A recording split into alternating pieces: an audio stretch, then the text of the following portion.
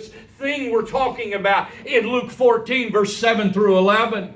This person that walked into the banquet after being bid. One, let's not forget, he was asked to be there. He did not have to even be asked to be there.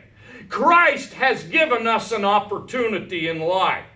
Don't act like God owes us anything. He gave us a life. We're here now. We can make it good or we can make it bad. We can do like I did last week when I preached on Groundhog Day. We can be like old Bill Murray and make it as negative and as ridiculously bad as possible. Or we can make it as good, productive, effective for others and yourself.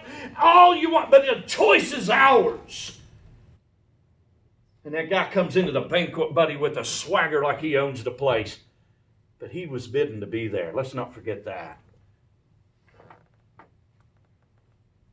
We didn't have to be here. God has given us a choice. Let's continue this. And on verse 10, we'll be done in a minute. Let's look at verse 10. We see sincerity. This is where things begin to get better. By the way, that acronym was Jesus, others, and yourself. It spells joy.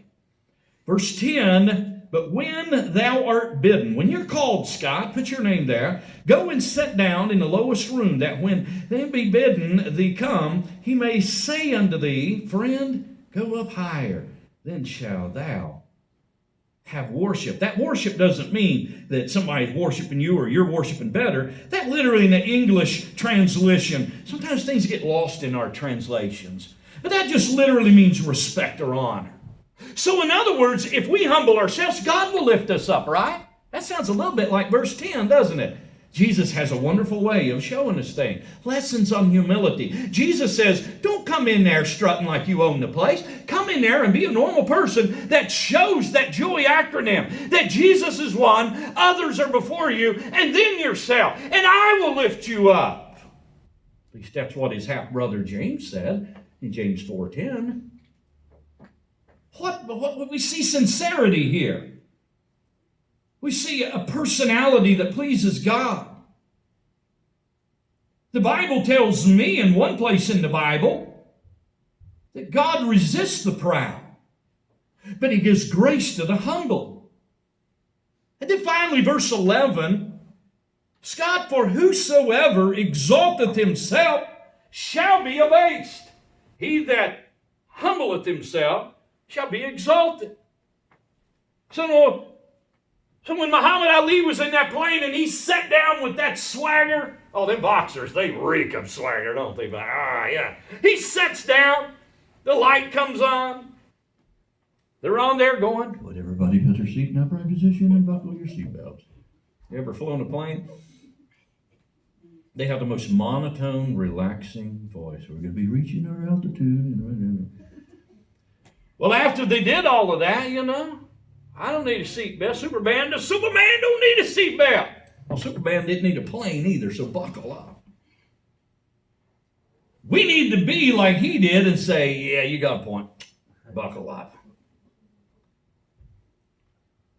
We all know those eerie, famous last words of the Titanic, don't we? Oh, even God can't sink this boat. Even God can't sink this boat. We got to look in verse 11 and we see in a final thought that look at this, for everyone who tries to honor himself, this is self-honor. We're talking about spirituality in verse 11. Verse 10 was sincerity. But we're talking now about spirituality, self-honor.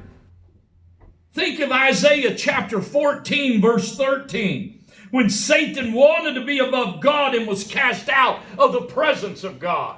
God's going to cast that yucky stuff out. It's a rot, man. Know your position before God. If you get nothing else out of Luke chapter 14, verse 7 and 11, try humbleness before God. Be humble. Be meek. It's not always easy to be meek, but meekness is not weakness. Don't mistake the two. When you think it's weak, try being meek and you'll find it's not. And lastly, we see this selfish pride. Do you remember in Mark chapter 10, I believe it was where James and John, They wanted ultimately to sit at the right hand of Christ in heaven. But you don't know what you're asking for. You're going to sit with me, you're going to die with me. You're going to live like me, and you're going to boast that you can. You better be prepared. Peter thought that too. Jesus predicted the death of Peter. He would be stretched out. People don't understand that. Read your Bibles deeper. That doesn't mean that he's dead. They're stretching him out to put him in the tomb. That means he will be stretched out like Christ was. Take it back to the Greek. He's saying, okay, Peter, you will die a crucifixion, just like me.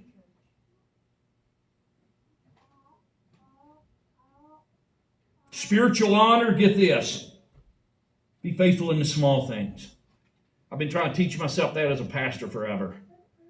Or at least the last 16 years I've been here. I've seen the church change. I was talking to a fella that used to come here and sing some. He lives plumb over on their side of Beckley. He's a great man.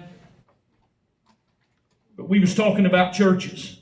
We was talking about the decline of churches. I saw online the decline of the personal opinion poll who call themselves Christians has even dropped. And we know everybody calls himself a Christian is not a Christian. But when that poll drops, where does the genuine, true, born-again believer poll set?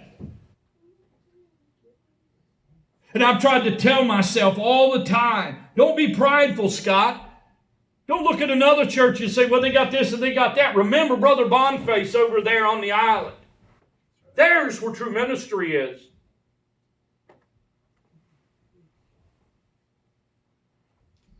Be grateful for what we got.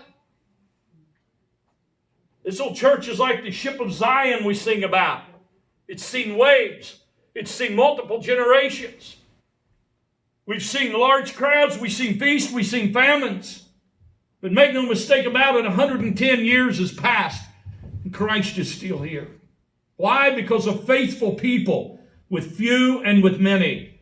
And that is the attitude that I got to have, one that's positioned in posture.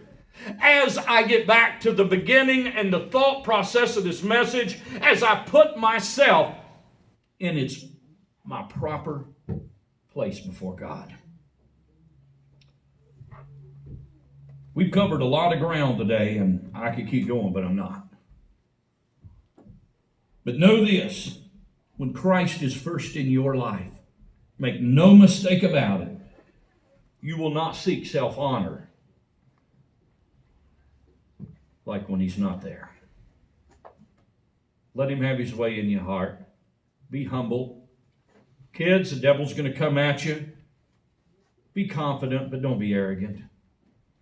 For we have nothing to be arrogant about. It could all be gone tomorrow. You know, one thing I find most ironic